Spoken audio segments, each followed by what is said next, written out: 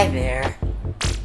Yeah. What's up, guys? Out of my 16 years of living, I've come across games that I just really freaking love and have really made their mark on me. And now, these are the top 10 games I just really love more than sliced bread. Now, let's put it on blast, shall we? Number 10 goes to a little PC game called Need for Madness 2. It's a small smash-em-up racing game that came out a few years ago. It features multiple levels and cars that you can unlock throughout your progression of the game. In this game's gameplay, each car moves in such a smooth but tight fashion. Performing stunts is extremely satisfying, varying from a simple backflip to a triple 360 backflip followed by surfside roll spin. And sometimes, if you do a stunt crazy enough, it will say things like, "What the? Who are you again?" and "You're a rock star," because it can't tell what the flip you just did in the music. It's just amazing! Each song fits the level it plays in, and they are very memorable, down to the last note. Just listen to this stuff!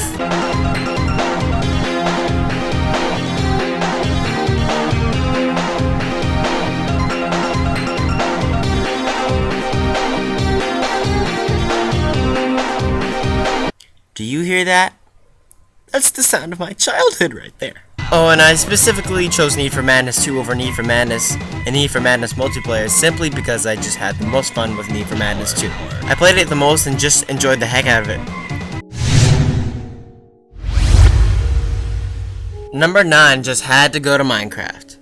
I know a lot of people hate this game, and I know a lot of people adore this game, such as myself. I've spent so many hours playing Minecraft that it's scary. Once you play for a while, it's honestly pretty hard to stop. It's just addicting, really. Whether you go to play in survival mode where, you survive, duh, or you can go into creative mode and build to your heart's content with all the building materials available to you from the second you load up the game. Even though survival can be massively frustrating when you end up diddly dying because of a stupid mistake, and you end up losing every morsel of what you spent hours trying to find, you want to throw your computer out of a 110-story building. Just trying to find that one elusive vein of diamond and then falling into lava and dying because you pressed the wrong button can be angering. But some of the more charming aspects of the game, such as the music, can make you feel very lonely trying to survive your first night in a little dirt house with one torch. I mean, come on, listen to this.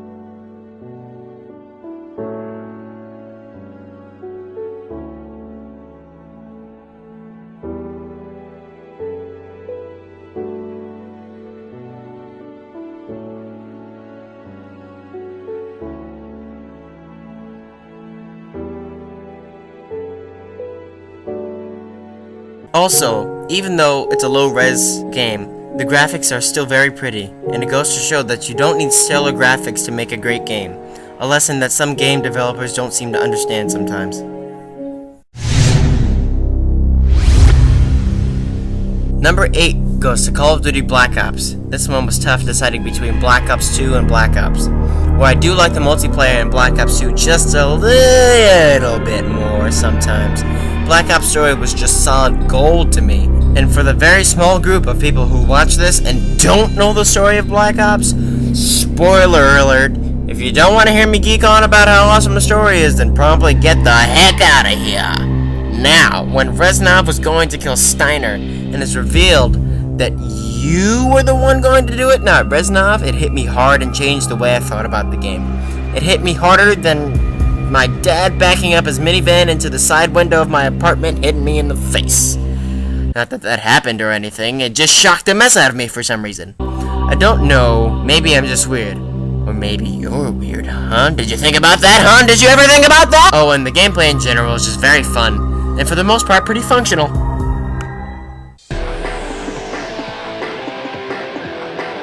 Number 7 goes to Dragon Ball Z Budokai Tenkaichi 2, because oh boy, have I spent hours playing this game. This game's controls are amazing. They're very fluid and easy to learn. It's so satisfying to crush an enemy who's been beating you over and over and over again, but you finally come out on top and beat them. The practice mode is easy to find, like it should be in every fighting game. Yeah, I'm looking at you, SmackDown vs. Raw 2006. Anyway, the practice mode is easy and fairly adjustable when you start really getting hang of the controls. And when you do have the controls all figured out, you can do the numerous other game modes such as tournament and story mode, which could use some work, but I'll get to that one later. But I do have a few nitpicks. There are a few typos that I just thought were pretty funny, such as Super Garlic Gun instead of Super Gallic Gun and Aerial Rash instead of Aerial Rush. I'd just love to imagine what a Super Garlic Gun looks like. Just a great ape baby shooting out a blast of killer garlic at someone's face would be pretty awesome. But the story could be improved upon. It feels a little repetitive sometimes due to the fact that to get 100% you need to beat the game 3 times, once on each difficulty. It sounds good, but it can be a little mind-numbing sometimes, especially when some fights are almost identical to others, give or take a few characters. Also, more great music! Some of the songs are just so atmospheric.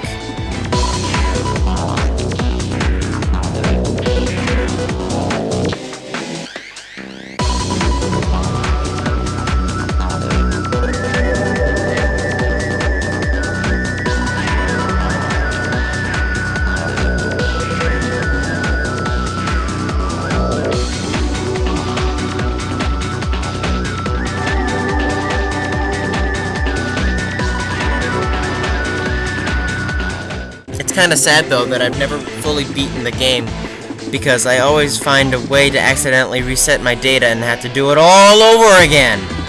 But it's still a pretty good game.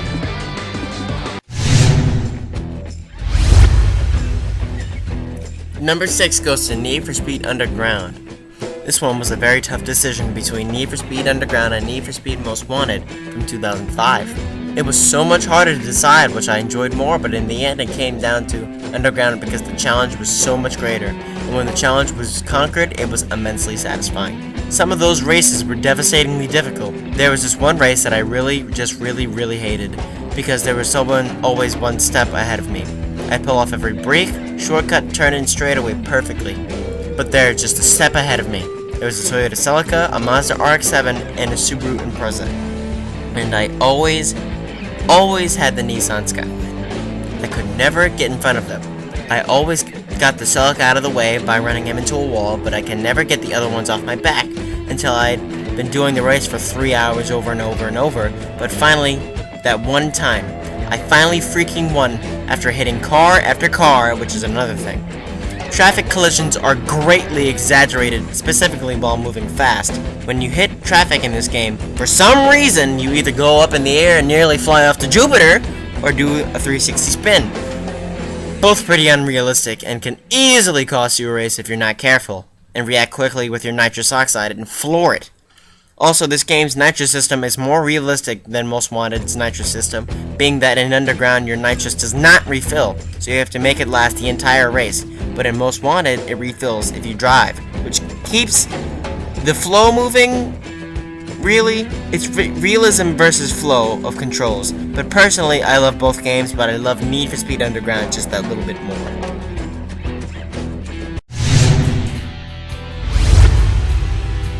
Number 5 goes to Ace Combat 4, Shattered Skies. This game's gameplay is just masterful. You are a fighter pilot with the call sign Mobius 1 in a war with a country named Erusia.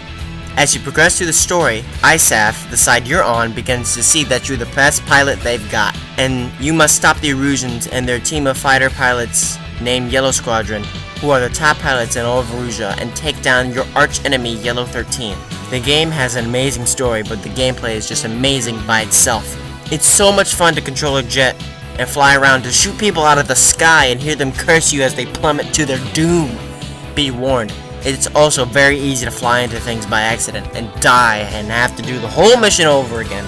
And it can be frustrating This game is driven by an amazing soundtrack to please the ears with a mix of rock and orchestral music.